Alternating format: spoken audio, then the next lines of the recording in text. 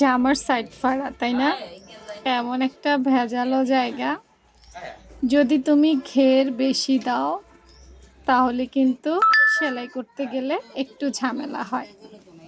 কিন্তু যেসব জামার ঘের কম হয় এগুলো কিন্তু সেলাই করতে অনেক মজা।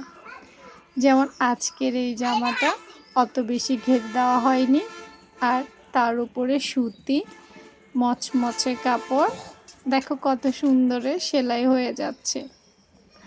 তো বেশি কাপড়ে কিভাবে ঠিক করবে সেটা কিন্তু আমি অন্য একদিন আরেক ভিডিওতে দিয়ে দিয়েছিলাম, আবারও দিব। আপুর পেজে প্রতিদিন নিয়ম করে ভিডিও দেখলে অবশ্যই তোমরা এগুলোর সমাধান পেয়ে যাবে। আপুর বেসিক ক্লাসগুলো একটু বেশি বেশি দেখার চেষ্টা করো, কারণ বেসিক ক্লাসগুলোতে মূল বিষয় শেখানো হয়, লাইভ ক্লাসগুলোতে অ্যাটেন্ড করার